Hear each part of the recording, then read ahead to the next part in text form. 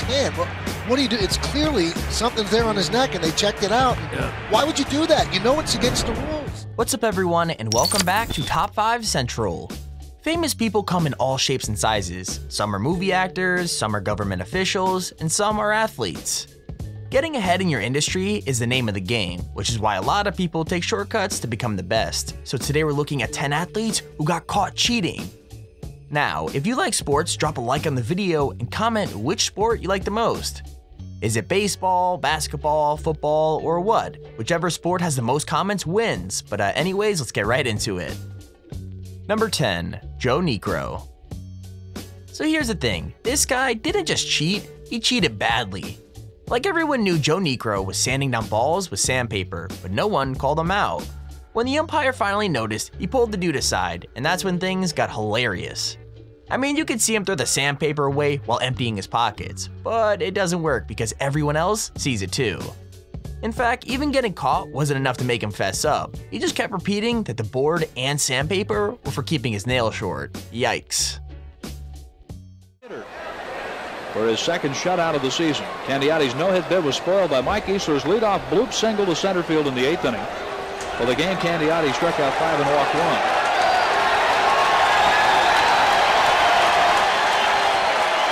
They are inspecting Phil Niekro. He's out of there. He's been kicked out of the game.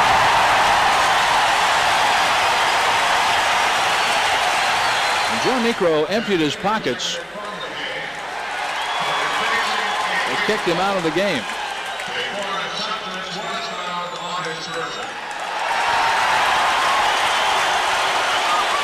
And they found the foreign substance coming out of his pocket, and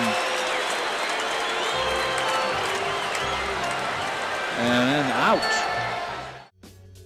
Number 9, Michael Pineda. Now we're putting this guy on the list because he got tossed from the game, but I'll be honest, there seems to be a lot of debate about whether this counts as cheating or not.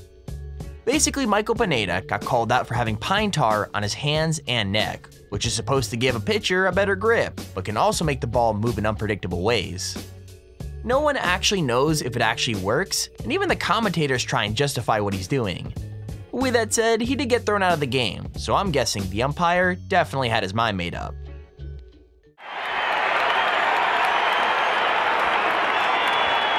Now they're checking his back.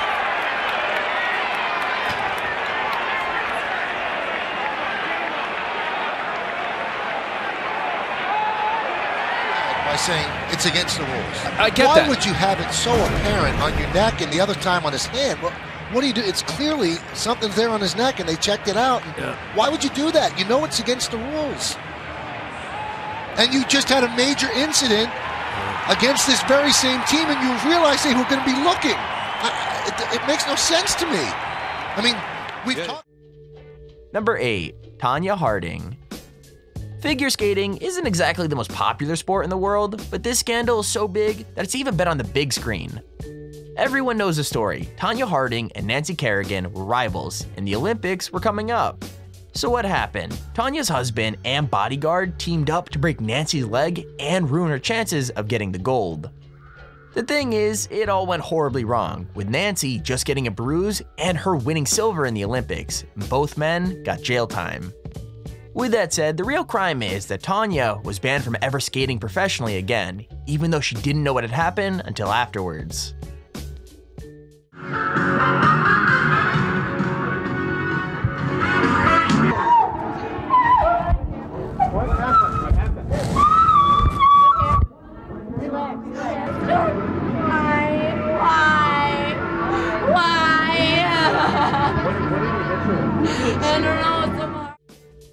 Number 7, Dwight Howard. Now this is a weird one, because it's hard to know if this guy didn't know the rules or if he just didn't care. I mean, the ball had to be swapped in this game when officials noticed it was covered in stickum, but they obviously didn't know which player was responsible. With that said, it didn't take long for it to come out that it was Dwight Howard, and his reaction was pretty funny. Like, he just straight up admitted to doing it every single game, and even though the NBA said it was illegal, he just couldn't understand why it was such a big deal. He's really a well-rounded player. In that first game, The Rockets had a 19-point lead early in the game, and Millsap's telling them to look at the ball. Must be sticky.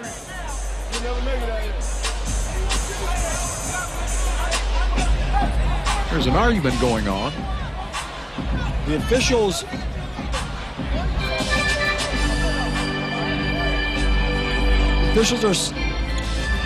are saying that Stickum is illegal, and the ball has Stickum on it. And so they're going to have to exchange the ball. And the officials have warned both teams that Stickum is illegal, do not use it. Well. Number 6, Fernando Vicente. It's important to remember that it's not always the players who are cheating. Sometimes it's the bosses who are to blame. I mean, this Spanish boss had a winning basketball team in the Paralympics, but something just wasn't right. Basically 10 of the 12 team members weren't disabled at all, but had tons of fake certificates saying they were intellectually handicapped. In fact, the truth only came out when their pictures were in the paper, and readers who knew them said they had IQs way above 70. So the medals were returned, but still, you have to be pretty low to fake something like that just for the gold. This next bunch of characters run away with a gold medal when it comes to outrageous athletic misdemeanor, and in the process brought shame upon a whole nation. We were encouraged to pretend to be stupid. October the 24th, 2000, and it's the grand final of the intellectually disabled basketball competition for players with learning difficulties. It's Russia versus Spain. However, the Spanish have a secret advantage. 10 out of the 12 of them are perfectly normal, putting it on in the hope of winning gold. Number 5, Brandon Jennings. Okay, so I know the players are cheating, but it's kind of funny that even the refs didn't notice at first. Basically, when a free throw was called, Jennings walked up to take it, even though he was nowhere near the play. No one noticed till after he had made the shot, and the ref only made them redo it because the other team called it out.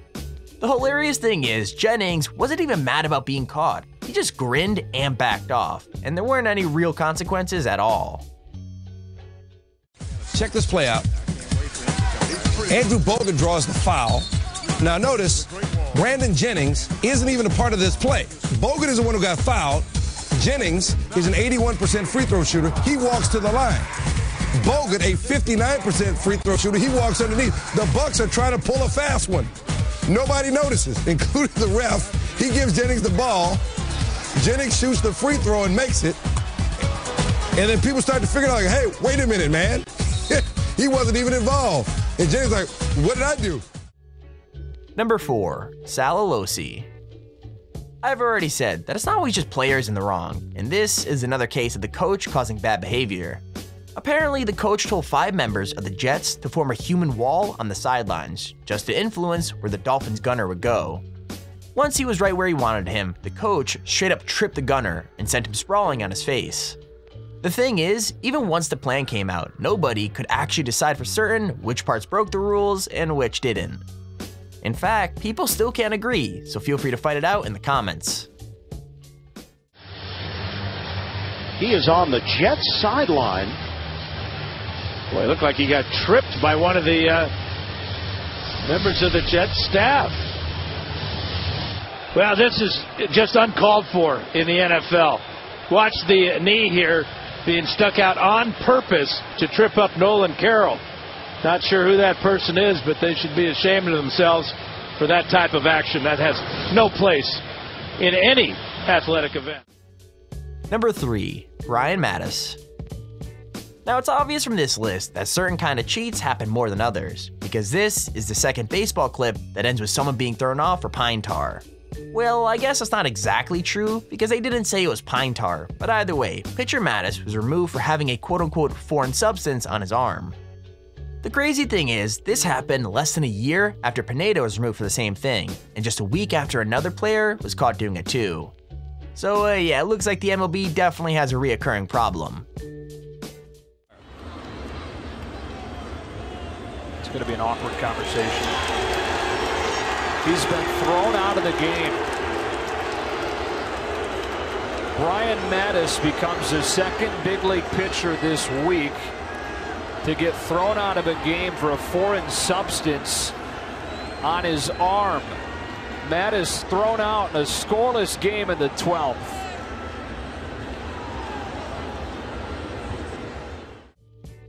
Number 2, Renault F1 Team. Now, it's one thing to cheat when the only thing in danger is your team's reputation, but this time, there was way more at stake. Basically, the 2008 Grand Prix was fixed by Renault, and the way they did it put their own drivers, the other drivers, and even the audience in danger. So what'd they do? Well, they asked one of their drivers to crash on purpose right at the start of the race, which allowed the other driver on that team to get to the front. He eventually won the race, and even though Renault admitted cheating and were put on suspension for 2 years, he still got to keep the title. I mean, wow, looks like cheating actually pays off. What? Nelson Piquet crashed on purpose so as to bring out the safety car. This wasn't spying on other teams or lying to the stewards. This was endangering spectators, marshals, and his own safety. The only debate is whether the plan to crash deliberately was Piquet's idea or Pat Simmons. Each one blames the other, so someone is still not telling the truth. Nelson Piquet's actions allowed teammate Fernando Alonso to reach the front and win the race. Nice. Number 1, Boston Marathon Cheater. Now, the funny thing is, this seems like a super obvious way to cheat that would never work, but this woman basically got away with it twice. I mean, a year before this clip, she cheated by getting a subway to the marathon finish line, and then in 1980, she cheated again. She was uncovered pretty quickly after that, and her mistake was coming in first.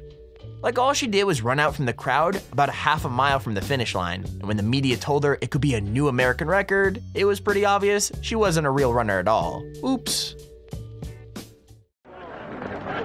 No one is sure how she did it, but this unknown runner came out of nowhere ahead of all the other women. I just saw someone stumble out of the crowd in front of me across the street. This was on Commonwealth Ave, probably about a half mile. What nobody knew yet was that 6 months before, Rosie allegedly took a subway to the finish line of the New York Marathon. So this was actually her second ruse, and she almost pulled it off. Her big mistake was coming in first. The media rushed to her side, but soon it became apparent that she was a not-so-great imposter. We're here with the women's winner. She's getting a case of the sneezes. Rosie Ruiz? Okay. I'm sorry. Rosie Ruiz, the women's winner in the Boston Marathon today with a time of 2:31 and change. Now, we don't know how many seconds that is. It may be a new American record. And there's our video on the top 10 athletes who got caught cheating. If you enjoyed the video and you want to see a part 2, make sure to click the like button and subscribe so you never miss another video.